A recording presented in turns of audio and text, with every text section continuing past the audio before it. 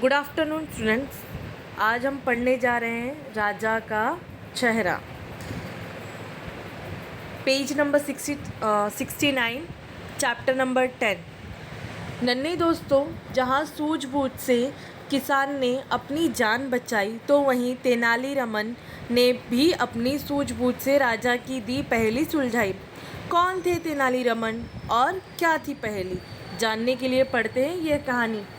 पाठ से जुड़े कुछ शब्द हैं यहाँ पर, जैसे कि दरबारी, घोषणा, राजकोष, खरीदना, धनराशि। चलिए स्टार्ट करते हैं। बहुत समय पहले की बात है। विजयनगर राज्य में तेनालीरामन नाम का एक विदूषक रहता था। वह अपनी सूझबूझ के लिए बहुत प्रसिद्ध था। मतलब तेनालीरामन का जो दिमाग था बहुत चलता था, मतलब वो बहुत दिमागदार था, टैलेंटेड था। इसी कारण वह राजा कृष्णदेव राय की आंखों का तारा था। मतलब बोलते हैं ना हम लोग कि हम किसी को बहुत ज़्यादा पसंद करते तो वो हमारा फेवरेट बन जाता है। वैसे ही राजा का फेवरेट कौन था? तेनालीरामन। इसलिए उसे इस चैप्टर में बोला गया है कि वो राजा कृष्णदेव राय की आंखों का तारा था। एक दिन राजा कृष्णदेव ने अपने सभी दरबारियों को सोने के सिक्कों से भरी थैलियाँ बांटी। साथ ही यह घोषणा की सभी को यह सारी धनराशि एक सप्ताह के भीतर खर्च करनी होगी। यदि धनराशि बच जाती है तो उसे राजकोष में वापस जमा करना होगा। थैलियाँ पाकर दरबारियों की खुशी का ठिकाना न रहा। सभी ने थैलियों के लिए राजा का शुक्रिया अदा किया, पर तेनालीरामन हैरान था। मतलब राजा ने सबको एक एक टास्क दिया। उन्होंने अपने सारे दरबारियों को मतलब मोहरे बांटे, थैली से भरी। तो सारे दरबारी तो खुश हो गए क्योंकि उनको फ्री में मोहरे मिले। बट तेनालीरामन वो कंफ्यूज था कि क्यों दिया राजा साहब ने ये, और वो हैरान था। तभी राजा ने दूसरी घोषणा करते हुए कहा, आप सभी को कुछ भी खरीदने से पहले मेरा चेहरा अवश्य देखना होगा। यह सुनकर सभी चकित रह गए। सप्ताह होने वाला था, सप्ताह समाप्त होने वाला था, पर कोई भी दरबारी पूरी धनराशि खर्च नहीं कर पाया। कुछ भी खरीदने से पहले राजा का चेहरा देखना उनके लिए असंभव था। राजा ने सबको मोहरे तो बांटे थे, लेकिन उन्होंने एक डिमांड भी मतलब शर्त भी रखी थी कि आप लोगों को पैसे खर्चे यानी मोहरे खर्च करने से पहले आप लोगों को मेरा चेहरा देखना पड़ेगा। तो ये सब सोच में पड़ गए कि अरे हम कैसे देख सकते हैं, ये तो संभव नहीं है। फिर इसी तरह उन्होंने पैसे नहीं खर्च किए और सप्ताह क्या हो गया? समाप्त, यानी ख़त्म हो गया। फिर कुछ दरबारियों को लगा कि राजा ने यह शर्त जानबूझ कर रखी है ताकि कोई भी पूरी धनराशि खर्च ना कर पाए। सप्ताह खत्म हो गया। सभी दरबारी राजा के दरबार में हाजिर हुए। राजा ने सभी से पूछा, दिए गए सिक्कों से आप सभी ने क्या क्या खरीदा? मतलब राजा ने सबको बोला था कि वो खर्चा करना है, बट उसके सामने एक उन्होंने शर्त भी रखी थी, इस वजह से कोई खर्च नहीं किया। फिर राजा के दरबार में सप्ताह समाप्त होने के बाद सब आए।